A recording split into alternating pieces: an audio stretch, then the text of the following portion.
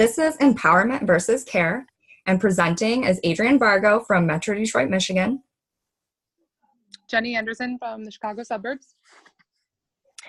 Elizabeth Tapia from Chicago, Illinois.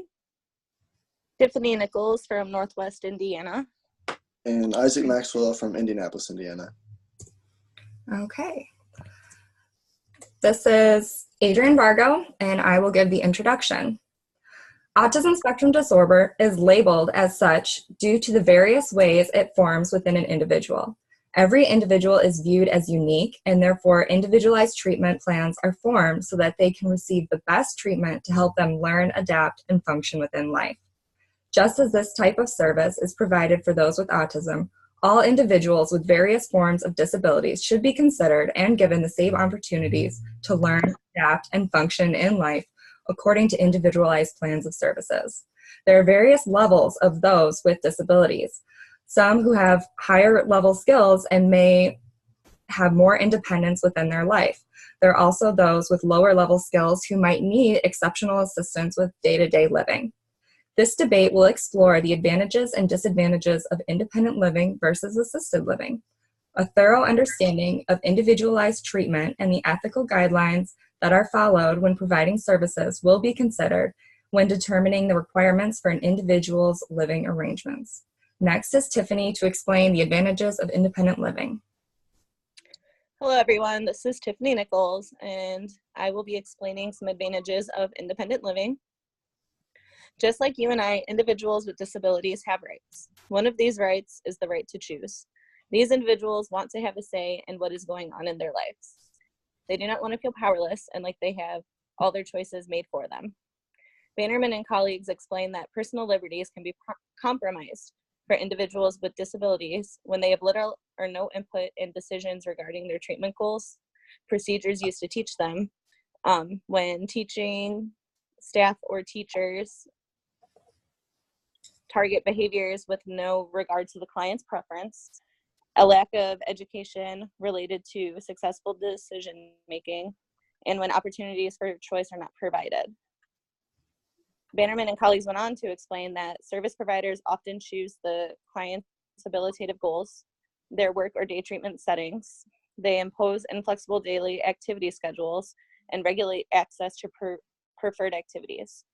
The choices made by the service provider may indeed promote habilitation, but these choices may not reflect the client's preferences.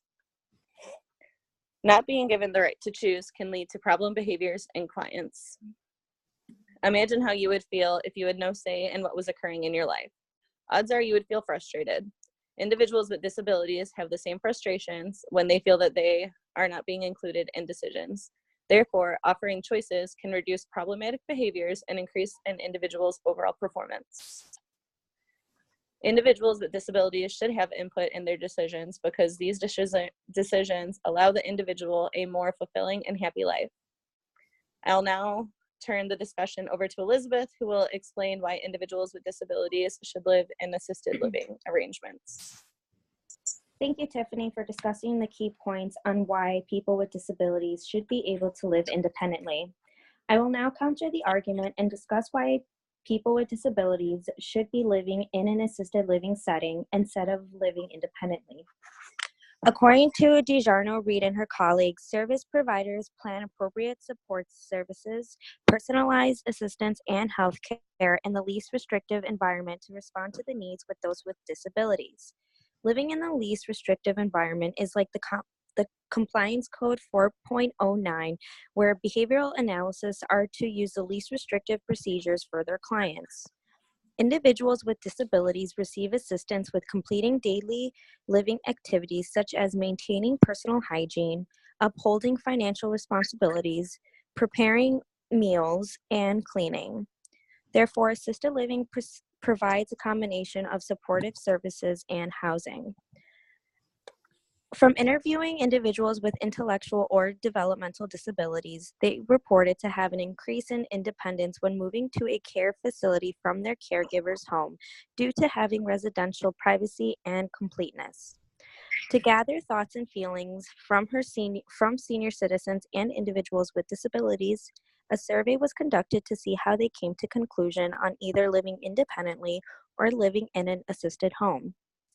According to the surveys conducted by DeGennaro and her colleagues, participants with disabilities reported moving to an assisted living setting due to their top 3 issues, which were keeping up with household skills, their personal safety, and needing assistance with taking their medication. Some participants even reported to be more comfortable living with others than living alone. Based on the rating for these 3 barriers as most important, the participants showed their relevance as potential barriers to independent living, whereas they are given supportive services that are available to them 24 hours a day in an assisted living setting. According to Compliance Code 4.07a, behavioral analysis are to recommend other professional assistance, such as assisted living settings, if the environmental conditions prevent the implementation for a behavior change program. Other reasons for living in an assisted living setting is due to needing assistance with daily living skills, dual diagnosis, loneliness, running or wandering away, medical condition, memory loss, disorientation, and for safety. When living in an assisted living home, individuals with disabilities may benefit from targeted skills training such as self-help and safety skills. They are surrounded with services that emphasize on mental stimulation, physical movement, and health maintenance. I will now turn it over to Jenny. Hi, everyone. This is Jenny Anderson. Next, we'll be talking about the client's rights, which could potentially be violated when placed in an institution. The Association for Behavior Analysis created a statement on clients' rights to effective treatment as a set of guiding principles for therapies. These rights include a right to a therapeutic and social environment, which means the right to freedom from undue physical and social restraint. And being placed in an institution could be a form of a social restraint because they're only able to socialize with those within the facility, and they don't really have a freedom between different environments and where they want to be. They have the right to services whose overriding goal is personal welfare, which means that the client should participate directly in the development and the implementation of the treatment when they're able to do so. So the biggest thing with this one is making sure that they are actually choosing to be placed in an institution and they're not being placed there against their own will. Clients have the rights to programs that teach functional skills. These skills should increase independence and eliminate behaviors that are barriers for independence. So the goal of therapy in general should be at graduation and kind of getting them to live the most independent life possible, and being placed in an institution might not help them reach their full potential. And then last, the clients have the right to the most effective treatment procedure available. And being in an institution in general is more of a restrictive treatment plan, and it can make generalization across different environments a lot more difficult for people who are learning the skills within a facility. So next we'll pass it on to Isaac, who's going to talk about how these clients' rights may be helped through assisted living. Yep, this is Isaac, and I will be talking about, as Jenny said, how living in assisted living homes can help to maintain the client's rights that she discussed. Assisted living provides individuals within the residence peers with whom they can engage in and practice social skills with in a low-pressure, contained setting as long as they wish to. They can also provide structured scenarios where these skills can be practiced. If individuals were not in assisted living, they would have to seek out these opportunities on their own, as well as find a method of transportation, which can be difficult for some of them. Additionally, these scenarios may not be as well controlled, which can lead to anxiety for many individuals with autism, which could cause them not to seek them out. While many individuals do go through programs that are meant to teach daily living skills and independence, we know that those skills are not always mastered. Additionally, it is not uncommon for master skills to be lost over time, particularly if they're not used frequently. This can lead to the personal welfare of a client being harmed if they haven't been taught these skills or if they lose them. Finally, assisted living situations allow for continuous access to programs and professionals that can continue to teach individuals functional skills, whereas those services must be sought out and be capable of being accessed by individuals who live on their own. This comes with the issue of motivation and transportation mentioned in the initial point, but assisted living makes those factors non-issues. I'll now hand it over to Tiffany for the next section. This is Tiffany, and I will now discuss how we can prepare individuals with disabilities to live independently. One way to prepare individuals with disabilities is to develop a habilitation plan. These plans give a realistic opportunity to lead a meaningful life through the development of goals that help the individual learn aspects of independent living that may be lacking. This graph represents the percentage of individuals in the United States that have a disability that results in challenges with independent living. As shown in the graph, when individuals reach an older age, above 65, more care is required in order for the individuals to successfully live independently, which partly could be due to deteriorating health and physical complications related to diagnoses. Individuals with disabilities within both of these age groups benefit from individualized habilitation plans geared towards their specific needs. In the court case of Youngberg versus Romero, the court guaranteed only as much habilitation as needed to ensure freedom from undue restraint.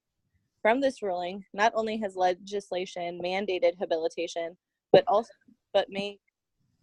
most laws make funding contingent upon compliance with specific habilitative standards that emphasize the teaching of independent living skills, as well as the provision of a safe and attractive living environment. This also includes the right to certain personal liberties, such as freedom of speech, freedom of religion, and other rights guaranteed by the Constitution, the right to be let alone, the right of an individual to plan their own affairs, to shape their own life as they think best, to do what they please, to go where they please, and to be free from bodily restraint or compulsion.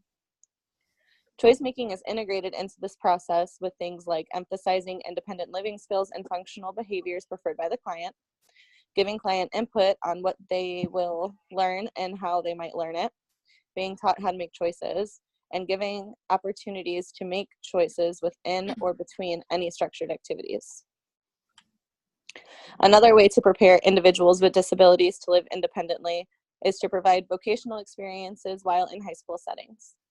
Carter and colleagues explained that in a school setting, vocational training can include career assessments, planning how to attain a job, exploration of job interests, instruction on the duties required in jobs of interest, and connecting students with potential workplaces. These types of vocational education and work experiences predict positive outcomes for job-related outcomes after high school. These experiences also increase the employability of the individual that takes part in them. This graph represents the percent of individuals with disabilities that are employed throughout the United States in 2015. Through vocational experiences while in high school, individuals with disabilities have been provided with opportunities to gain skills necessary to successfully hold jobs in the community. Based upon my personal experience, high school training isn't always sufficient for successful community employment. Some individuals require additional job skill training. In these cases, individuals can enroll in pre-vocational programs developed for adults. These programs allow the individual that has left high school to continue the development of skills necessary for community employment. I currently work for a pre-vocational program, and I have seen the successes firsthand. Through individualized training and client determination, many of the program participants have successfully secured community employment. Now I will turn the discussion over to Elizabeth, who will explain how assisted living helps and prepares individuals with disabilities. Thank you again, Tiffany. I will begin by talking about habilitation plans in an assisted living setting. After the Wyatt versus Stickney 1975 case, which fought to upgrade the standards for treatment for citizens with intellectual disabilities, people with disabilities now receive individualized habilitation plans. According to Compliance Code 4.03a, behavior analysis must adjust all behavior change programs, assessment results, environmental variables, and goals of each client for them to be individualized. Assisted living now assures for enough qualified staff to implement adequate treatment and to provide a humane physical environment when living in an assisted home. Habilitation is implemented in an assisted living home to promote the skills that are needed to live as independently as possible. Choice making is seen as difficult to analyze and predict. Simple choices for typically developed individuals can be taking the afternoon off from work or taking a nap before dinner. However, when individuals with disabilities make choices for themselves, they may be making bad ones without knowing it. For example, Some individuals with disabilities may engage in self-injury behaviors during their free time, according to Bannerman and colleagues. Therefore, they would benefit from a trained staff member looking after them, as well as following an everyday schedule made by the staff to begin the first steps towards independence. Individuals with disabilities who do not have repertoire of skills are to be taught intensively before they are allowed to choose for themselves, said by Bannerman and colleagues. This is due to them not being able to understand the consequences of their behavior. This is no different from caregivers helping their children make competent decisions as they mature in age. At assisted living homes, individuals with disabilities are given tasks such as dressing themselves instead of giving them the choice to be dressed by a staff member. If the individual is given the choice to be dressed by a staff member, then that takes away a learning opportunity for them to dress themselves. If they are provided a choice to take on a hobby rather than a vocational task, this may reduce their chance for future opportunities for employment, according to Bannerman and colleagues. When implementing habilitation, individuals with disabilities are taught how to make choices in assisted homes. According to Bannerman and colleagues, when an individual has opportunities for choices, they show less problem behaviors. Specifically, autistic children exhibit less problem behaviors when they have a say for which tasks, reinforcers, and materials they want to use. They are also more involved with social activities when they get to engage in the activities they prefer. Bannerman and colleagues mentioned that students with severe developmental disabilities not only show less abnormal behavior, but also greater compliance when they are given the choice to control the pace of instructions when doing vocational tasks. This supports Compliance Code 4.02, which states that behavior analysis are obligated to involve their clients in the planning for behavior change programs. When individuals with disabilities are instructed to do adverse situations but understand the aspect of choice making, such as deciding when to end an activity, they demonstrate less discomfort and less extreme autonomic responding, according to Bannerman and colleagues. All in all, individuals with disabilities may not make the best decisions for their well-being. Thanks to the dynamic of assisted living, such as implementing habilitation, taking the extra time to teach skills, and providing opportunities for choices, individuals with disabilities are taught how to make choices to become more independent and successful. Some possible ways to develop choice making in an assisted home is by emphasizing the teaching for independent skills, letting the individuals have a say in decisions about which skills they will learn and how they will be taught, and providing preference skills or checklists to determine client choices through interview. When they are living in an assisted home, they are living at their most independent level. Now I will be speaking on the cons for vocational experiences in high schools and pros for vocational experiences in assisted homes. According to Bannerman and colleagues, only 25% of young individuals with intellectual disabilities, 32% of youth autistic individuals, and 36% of young individuals with emotional and behavioral disorders were employed within 2 years after high school. Those statistics are much lower when comparing the 63% of youth without disabilities who found employment 2 years after high school. To increase those numbers, individuals with disabilities need assistance with being taught how to make career decisions. Unfortunately, these low numbers of employment is due to the poor vocational experiences that are offered in high schools. In contrast, individuals with disabilities are exposed to these opportunities in an assisted living setting. Stated by Bannerman and colleagues, parents being unaware of the programs and services available to support employment for their loved ones with disabilities is another factor for the low percentage for employment for disability. Staff from assisted living not only help teach the individual skills for future employment, but also help families with getting the individual engaged in community settings. For assisted living, individuals with disabilities are taught how to take care of themselves and others, such as meal prepping, which can create a path for food services and hospitality. The article by Carter and colleagues shared that individuals with disabilities participated either in career or job counseling, career interest assessments, written career plans, tours of local businesses or industries, interviewing or resume writing practice, job fairs or career days, and job placement services. Individuals with severe disabilities did not participate in the remaining 13 activities. The high schools offered the following vocational courses: areas on business, technology and communications, marketing and distribution, trade and industry, childcare and education, food service and hospitality, and lastly, agriculture and renewable resources. The outcomes for youth with disabilities demonstrate the need to learn skills, attitudes, linkages, and experiences that will help them be successful to the field of work and create a path for their career. This would not be the approach to teach employment skills in assisted living. As already mentioned earlier, in order to promote independence from individuals with disabilities, they should be presented with a choice on what kind of activities they want to exercise. It is also discouraging to see how high schools provide activities that are not individualized. According to Compliance Code 3.01, behavior analysis must conduct assessments prior to making recommendations.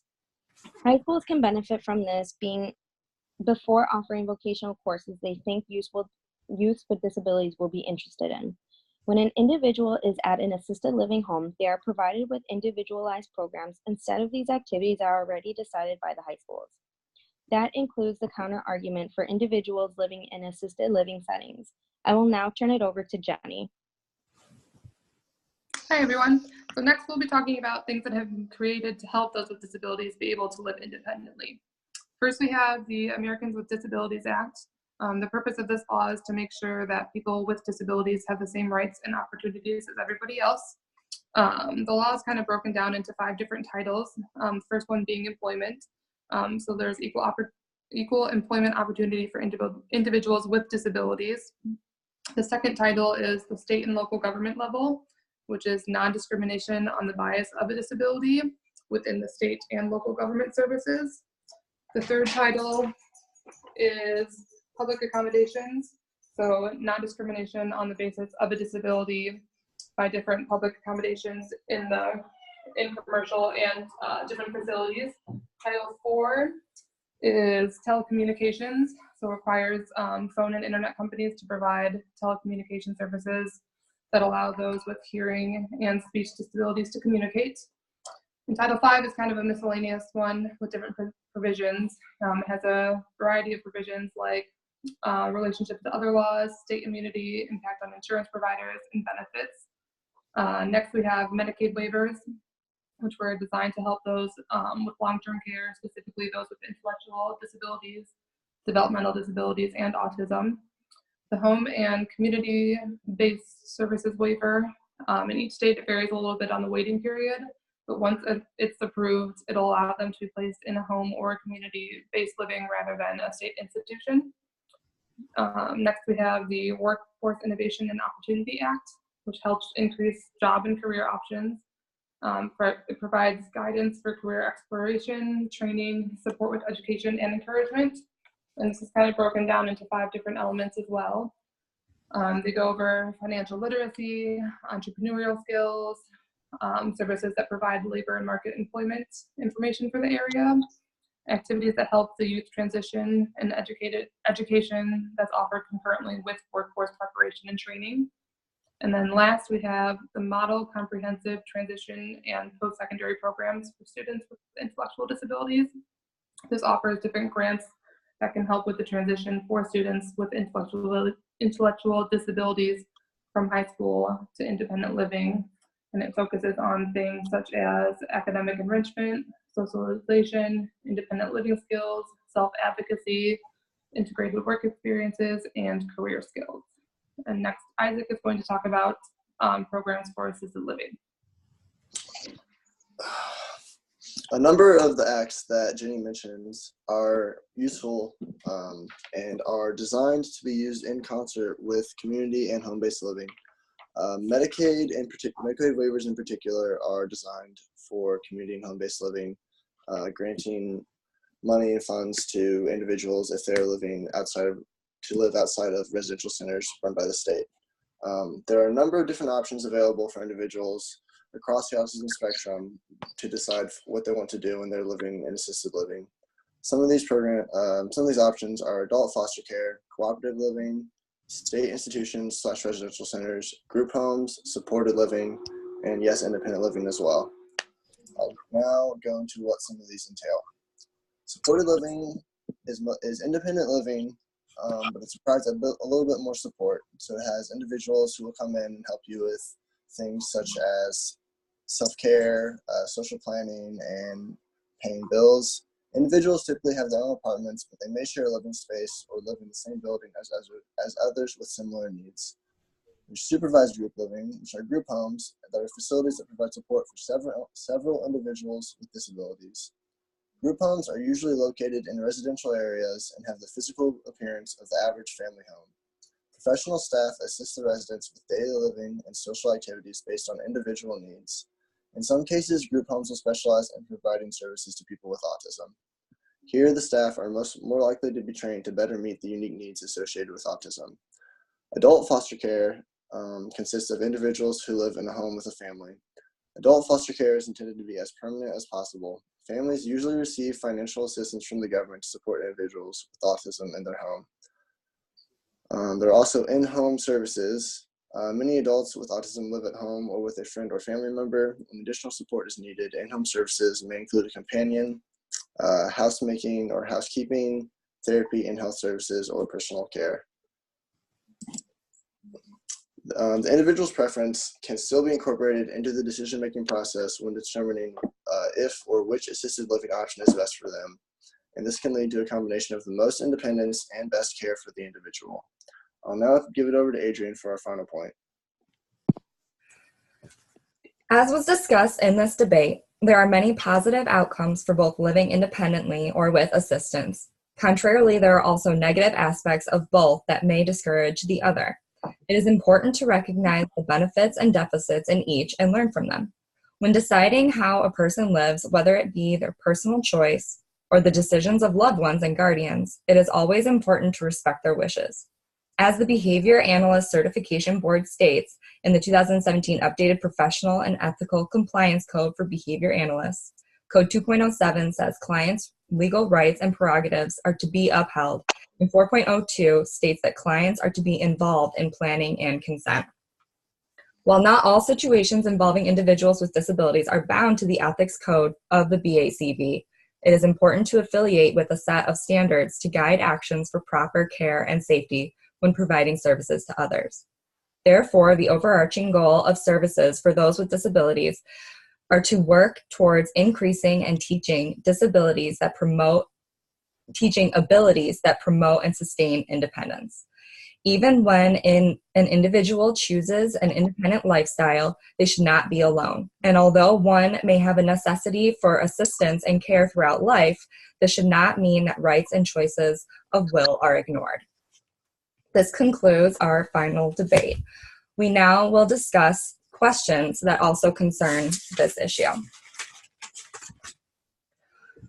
The first question: how would you ethically handle a situation in which the parents of an older individual are set on their child receiving certain care, such as ABA, while their child or young adult requests no care and would like to make their own decisions going forward, but the parents are the legal guardians? To establish the ethics behind this question, it is important to realize that the parents are going to make the choice for the client on what services to receive.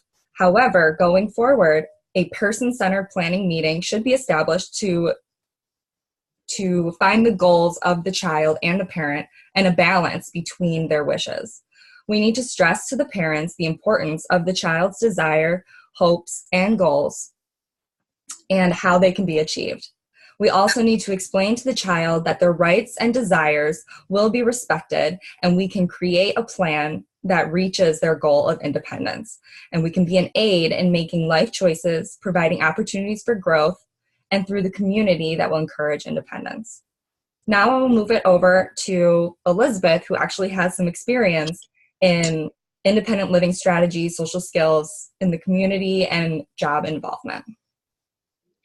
Hi, yes, thank you. I have had some experience helping an individual who was in their late teens working on independent living strategies. What we first did was we worked on them learning the value of money, and once he mastered that program, we would walk over to the nearest Walgreens, and I would prompt him to hand over the money to purchase the item that they wanted. Another example of social skills and living strategies was how to make dinner for their family. We first started a very simple task, which was making grilled cheese sandwich. So we did a task analysis, and they would first take out the bread out of the bag and then put the butter on it, and so on and so on. And then I would slowly fade myself out from the task analysis, and then they would be able to master that program. Once I was leaving the company, I was able to see that they were successful and able to make dinner for the whole family. Another thing that the parents were very, very concerned about was independently brushing their teeth, taking a bath. And that did take some work and patience. However, they were successful, and we used a lot of visual supports that were displayed on the bathroom for them to be independent on brushing teeth and taking a bath. Okay. Our second question involves the youth and young adults at our own personal treatment facilities, and if the treatments were implemented to focus on the client's preferences and if they were able to advocate for themselves. Would we say that the treatment was ethical? In my facility, I had witnessed a client who had a treatment plan that was called Client's Choice versus Teacher's Choice. In this plan, if the client was under Client's Choice, this was based on a positive report of his behaviors while he was at school prior to coming to ABA. If he had had a good day at school, he was able to choose how he wanted his program to proceed. Oftentimes, it was very active, very fun. They used real-world examples that he could relate to in order to make his programming exciting for him. And then the client also received longer breaks from work. The session tended to be very active and very engaging because it was surrounded by his desires, the things that he liked in life, such as basketball, sports, and just a very active lifestyle. However, it moved to Teacher's Choice if he displayed any problem behaviors during the session, or if during the day at school he had had problem behaviors and the report was sent to us, he then would have Teacher's Choice for the entire duration of the session. This meant that if he chose to work on programming, he would be able to earn a 30-second break. However, he also could choose to practice scenarios on appropriate behavior at school and how to handle his feelings of anger and anxiety. If he chose to work on these scenarios, which were very extensive and very emotional, he would then earn a 5-minute break. And then this would continue throughout the session. He would have to choose between programming or scenarios. There was no moving back to Client's Choice if he had had a bad day at school. There were some ethical concerns with this, considering the report to technicians or the BCBA was completely subjective to mom. There was no formal write-up of if the teacher determined that he had a good or bad day. It was all what mom said versus what she heard from the teacher or even from the client himself.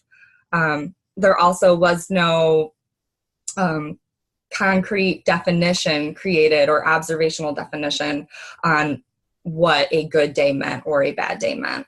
And then this also meant that when the client arrived to session, he often was very tense and understood that mom was going to give a bad report and was easily triggered into his disruptive and challenging behaviors. So this meant that session tended to go very difficultly and lasted in the treatment room. So there were some positive aspects to this, and then there were also some negative aspects to this, but it seems to be working for him in our facility. Now I'll turn it over to Isaac, who also has some experience with this. Yes, I work at a center with kids from the ages of anywhere from 3 to 21, and we have a whole range of functioning from high-functioning individuals to severely disabled individuals. Many of the clients that I work with have trouble even expressing their choice, so a lot of the work that we do with them is trying to teach them how to tell us what they want so that they can be more involved in their treatments.